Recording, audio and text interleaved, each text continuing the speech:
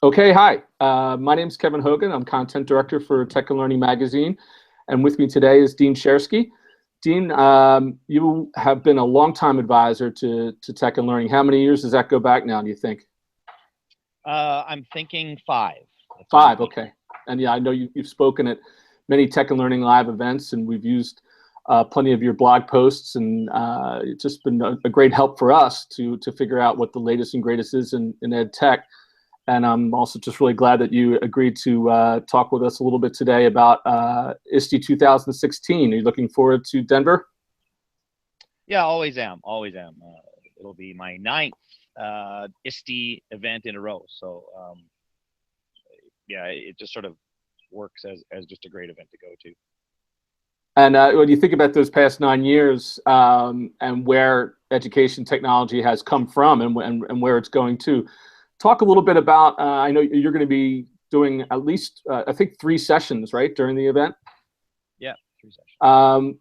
What were the topics that you selected and why did you select them? Well, of course, the way the ISTE proposal works is sometimes you send in a lot and you sort of aren't sure sort of how things are balanced. But I typically tend to push things or suggest things that I'm interested in, as opposed to trying to figure out what the secret formula is for getting accepted. Fortunately enough to get three, but so the sessions that I'm doing, one of is I've been doing quite a bit in my own work, and it's called 5 Minutes of Creativity, which is really a way to address the issue of creativity being a buzz.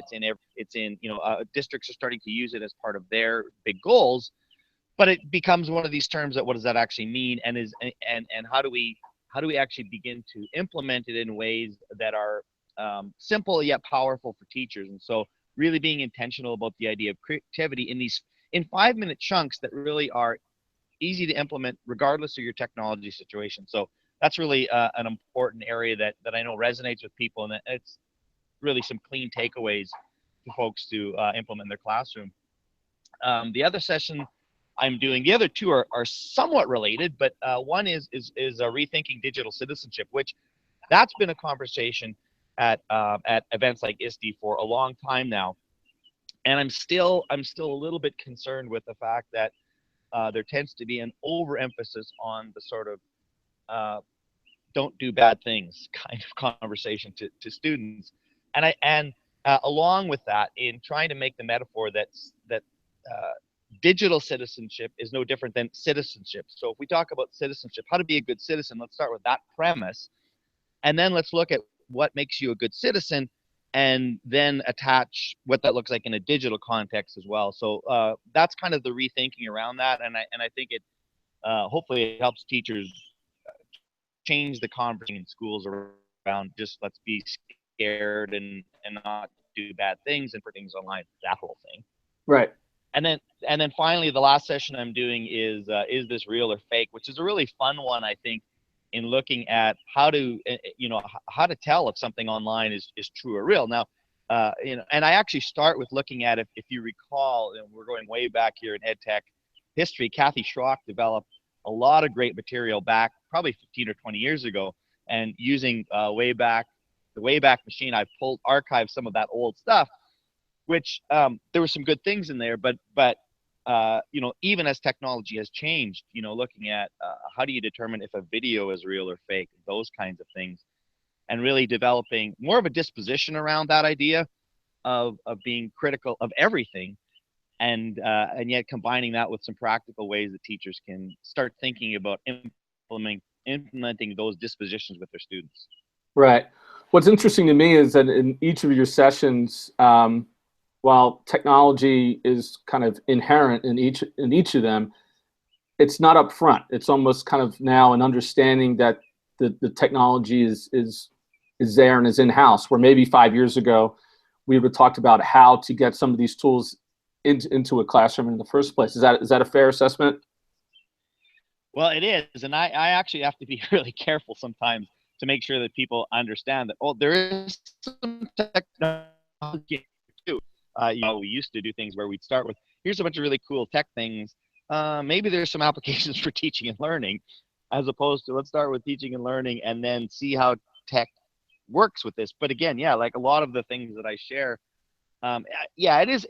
I guess it is sort of embedded into the practice because folks like us, use technology every day, and it is, as Chris Lehman often talks about, it's just sort of ubiquitous. It's just there, but sometimes you do need to draw it out and make it explicit so that people say, oh yeah, I get that connection. So yeah, it's a little different approach in 2016. And what do you hope attendees who are coming to your session will be walking away with? Is it is it a piece of inspiration? Is it practical application? Both? I mean, what's going to be the big draw for each of those? Well, and I've over the years I've actually come to be to change in some of the ways I'm thinking, because early on in sort of my ISTE experience or ed tech world, I dove into the tech, but I was very quickly interested in deeper conversations. And I was often critical of places like ISTE or other conferences for not having those deep conversations. And yet at the same time, I've kind of changed that in the sense that, listen, I'm only with people for an hour and I don't know these people. They really don't know me. To try an hour with a stranger and a group of strangers, that kind of conversation. But I do want that to be a catalyst for deeper conversations. And so what I hope people take away with, I do want to give them some practical things, because I mean, they're there for an hour. They want to be able to say, hey, there's 3 things I can do in my classroom. They have to have that. But couched around that is, but I want you also to go away and think about some of these deeper conversations and connect with the people here, connect with the people back in your own jurisdiction, to advance and continue these conversations. And then even, selfishly connect back with me around, tell me how this works and tell me what I missed and what I've got wrong. But to try to accomplish all of that in an hour, that's not fair to anyone. And so I've changed that, and I'm a lot less critical of conferences now that have, even the conferences that have 50 minutes or whatever things, which in some ways is kind of crazy, but I get it, right? Like it's an hour. Like let's be fair to that context. Great. Well, I think so. You have one on Monday and 2 on Tuesday, I believe. And I would suggest our readers just go up to ISTE.org and go through the program. They have a pretty slick program site where you can, as you're preparing your session and your agendas for the day, look for Dean on both Monday afternoon and Tuesday afternoon. And Dean, thanks very much. Hey, I appreciate it. Looking forward to it. All right. See you in Denver. Thanks again. Thank you. See ya.